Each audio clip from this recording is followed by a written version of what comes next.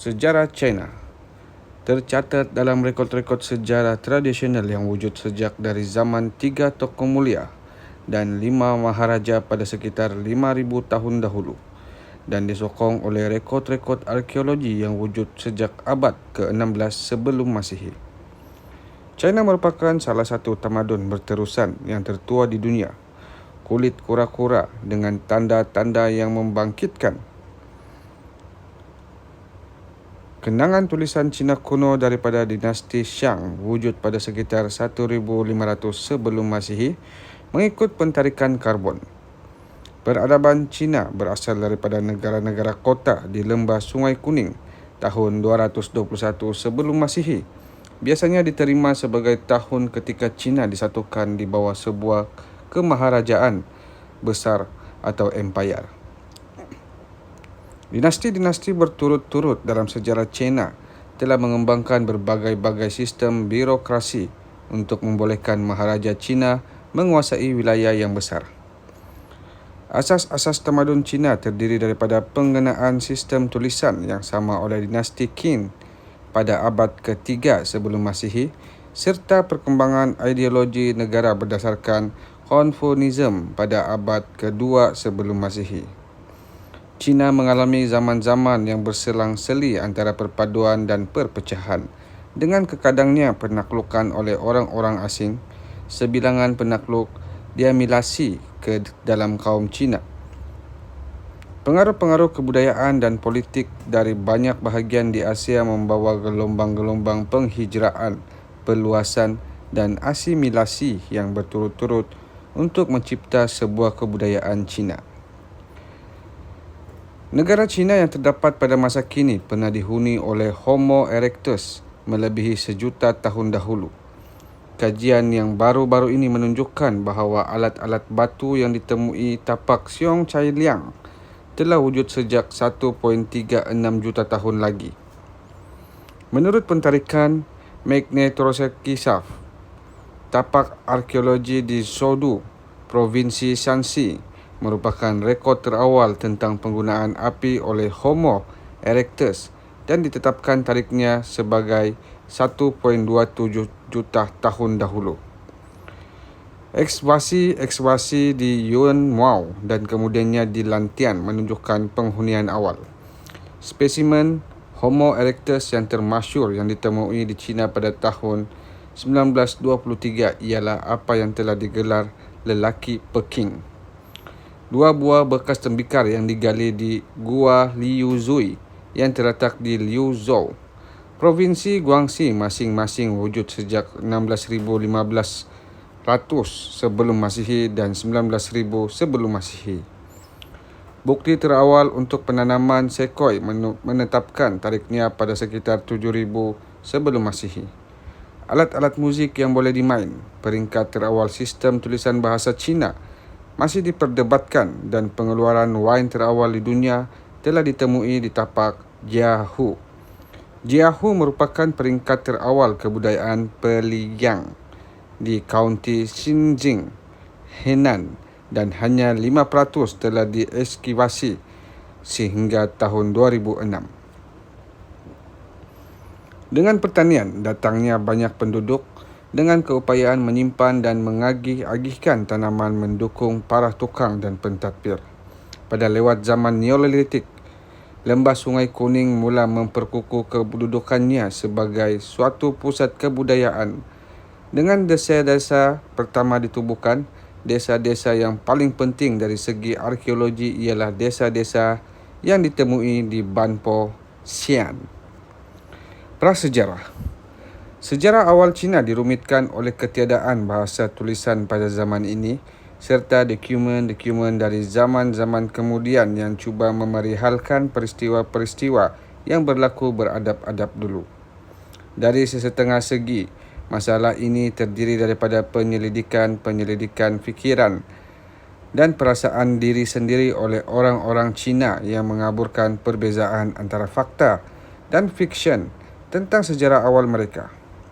Menjelang tahun 7,000 sebelum Masihi, orang-orang Cina telah menanam sekoi yang menimbulkan kebudayaan Jiahu, kebudayaan Yangzhou kemudian digantikan dengan kebudayaan Lonashan pada sekitar 2500 sebelum Masehi. Tapak-tapak arkeologi seperti di Sanxingdui dan Eritui membuktikan sebuah tamadun zaman gangsa di China.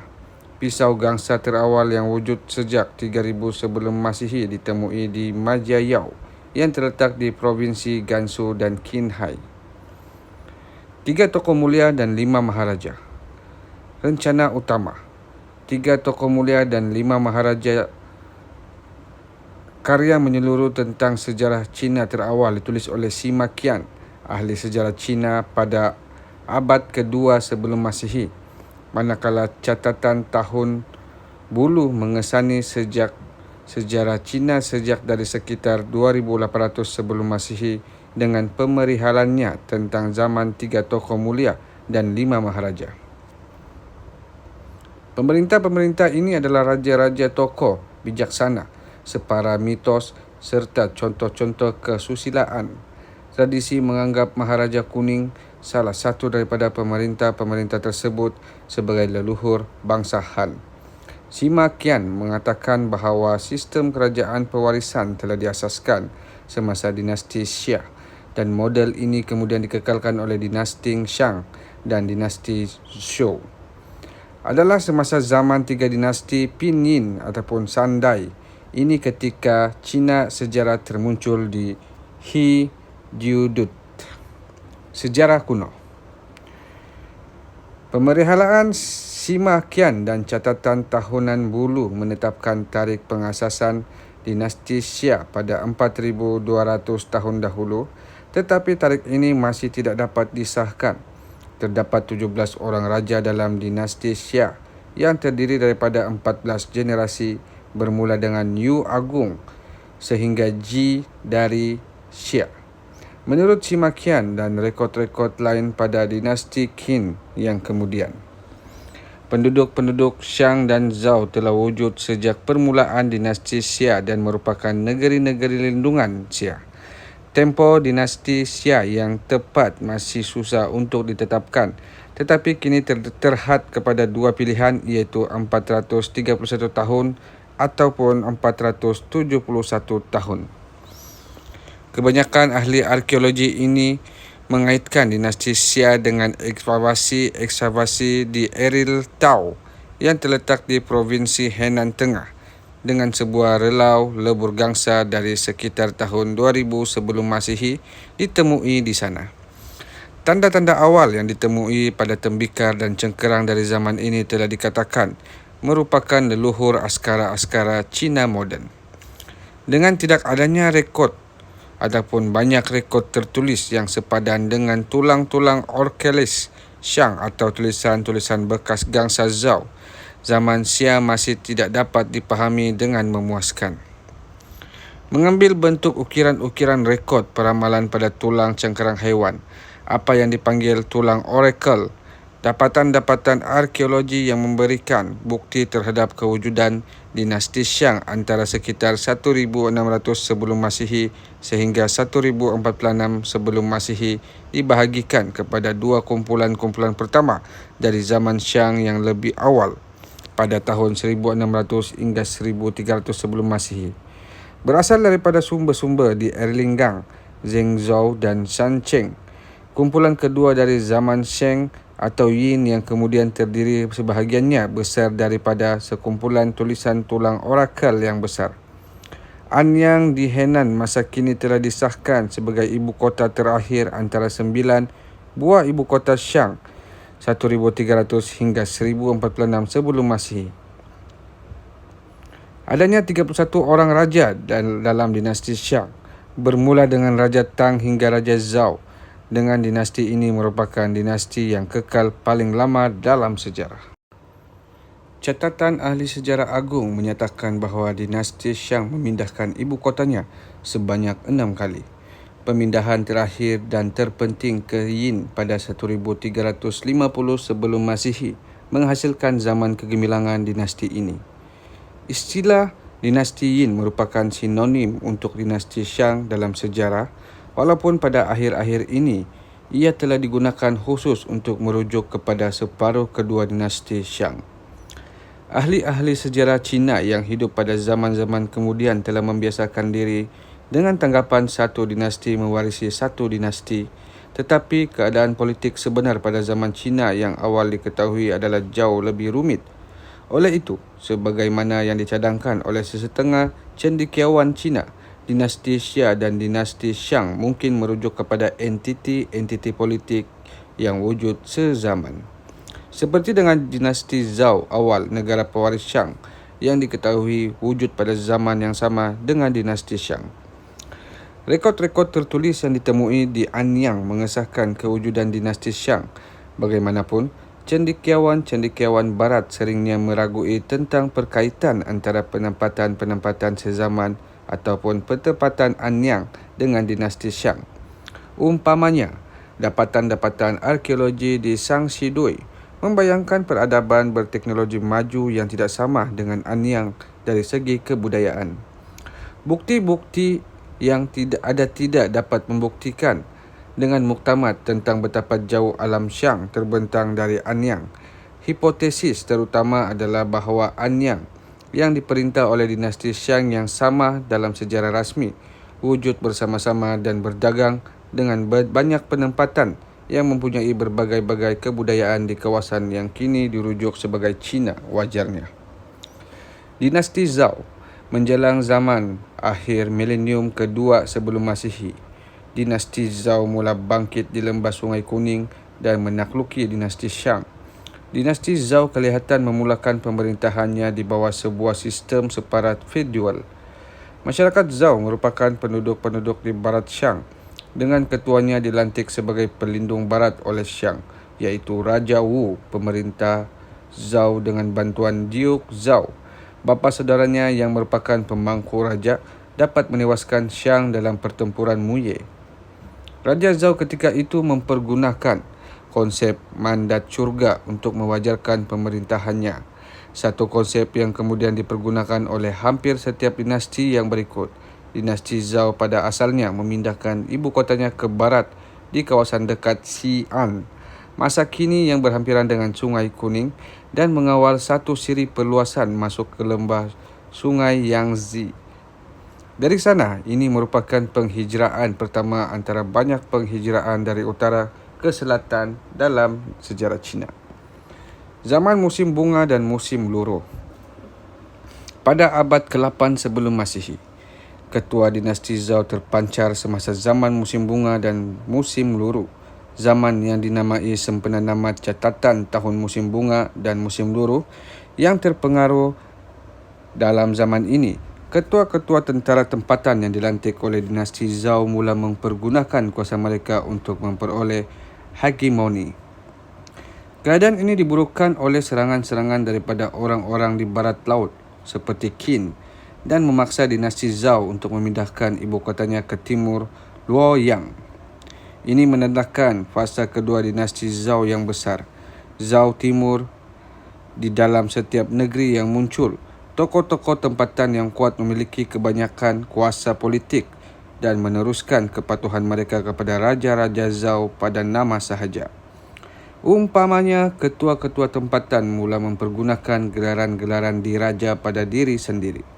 100 aliran fikiran falsafah Cina berbunga semasa zaman ini, termasuk gerakan-gerakan intelektual yang terpengaruh seperti Confucianism, ultra keundangan dan Mohism yang mengasaskan gerak balas daripada dunia politik yang berubah-ubah.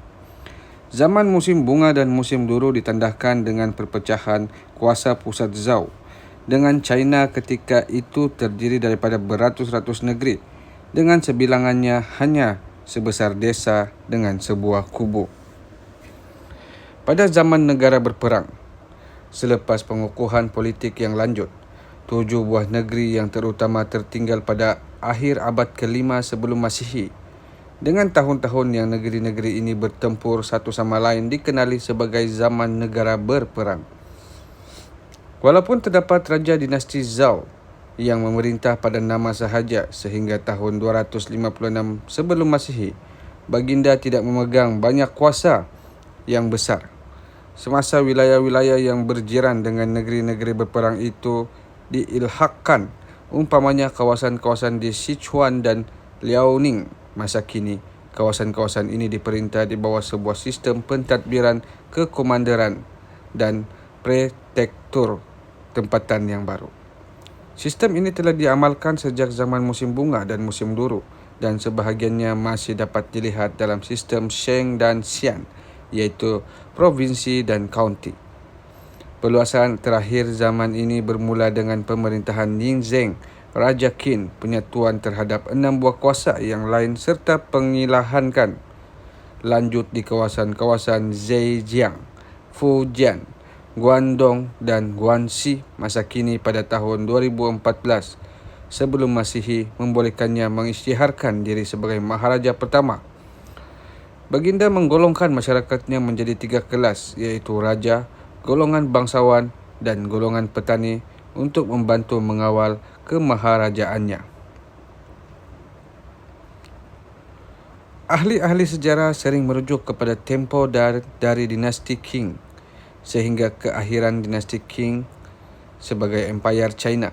Walaupun pemerintahan Qin Shi Huang hanya berlangsung selama 12 tahun, baginda dapat menaklukkan banyak kawasan yang kemudian menjadi teras tanah air orang Han dan menyatukan penduduk-penduduk kawasan tersebut di bawah sebuah kerajaan ultra keundangan terpusat yang ketat yang berpusat di Xiangyang ataupun Xi'an masa kini. Doktrin ultra keundangan yang memandu pemerintahan Qin menegaskan pematuhan yang tegas kepada sebuah kod undang-undang serta kuasa mutlak maharaja. Sedangkan falsafah ini amat berkesan untuk memperluas empayar dengan gaya ketenteraan. Ia terbukti tidak berjaya untuk memerintah pada waktu aman. Qin menindas sebarang penentangan politik dengan kejam, termasuk peristiwa yang dikenali sebagai membakar karya klasik dan mengemubikan cendekiawan. Ini kemudian menjadi pencetus untuk sintesis Han yang mengambungkan aliran-aliran fikiran tadbiran politik yang lebih sederhana. Dinasti Qin amat dikenali untuk memulakan tembok besar Cina yang kemudian dilanjutkan oleh dinasti Ming. Sumbangan-sumbangan utama Qin yang lain termasuk penyatuan kod undang-undang, bahasa tulisan dan mata wang Cina selepas penderitaan zaman musim bunga dan musim duru serta zaman negeri-negeri berperang. Perkara-perkara yang paling asas seperti panjangnya ganda kereta kuda juga diseragamkan untuk memastikan sebuah sistem perdagangan yang berdaya di seluruh empayar. Dinasti Han muncul pada tahun 202 sebelum Masihi dan merupakan dinasti pertama untuk memeluk falsafah Confucianism yang kemudian menjadi asas ideologi kepada semua rejim sehingga keakhiran Empayar Cina. Di bawah dinasti Han, Cina mencapai kemajuan yang ketara dalam banyak bidang seni dan sains. Maharaja Wu ataupun Han Wudi mengukuhkan dan memperluas Empayar Cina dengan mengundurkan Puak Xiongnu, kadang digolongkan dengan kaum Hun, masuk ke dalam step Mongolia dalam masa kini. Beliau juga merampas kawasan-kawasan Gansu, Ningxia dan Qinghai masa kini. Ini membolehkan pembukaan buat pertama kali hubungan-hubungan perdagangan antara China dengan dunia barat melalui lautan sutera. Bagaimanapun, pemerolehan tanah-tanah oleh keluarga-keluarga elit beransur-ansur menyusutkan sumber cukai. Pada tahun 9 Masihi, perampas Wang Mang mengasaskan dinasti Xin yang tidak dapat kekal lama dan memulakan rancangan-rancangan reformasi tanah yang meluas serta pembaharuan-pembaharuan ekonomi yang lain. Bagaimanapun, rancangan-rancangan tidak pernah disokong oleh keluarga-keluarga pemilik tanah kerana perubahan-perubahan tersebut memihak kepada golongan petani dan nigrat yang bertaraf rendah. Ketakstabilan yang diakibatkannya akhirnya mencetuskan keadaan kelam kabut dan pemberontakan. Maharaja Guangwu kemudian memulihkan dinasti Han di Luoyang yang terletak di timur Xi'an dengan bantuan keluarga-keluarga pemilik tanah dan pedagang. Zaman baru itu diistilahkan sebagai dinasti Han Timur. Bagaimanapun, kuasa Han merosot di tengah-tengah pemerolehan tanah serangan dan pertikaian antara puak-puak gundik dengan para sida-sida. Pemberontakan Serba Kuning tercetus pada tahun 184 dan memulakan zaman Hulu Balang. Dalam kerusuhan yang menyusul, 3 buah negeri cuba mencapai kekuasaan dalam apa yang dipanggil zaman 3 kemaharajaan. Zaman itu telah diolah secara romantik dalam karya-karya Cina seperti kisah 3 kemaharajaan. Walaupun ketiga-tiga kumpulan disatukan buat sementara pada tahun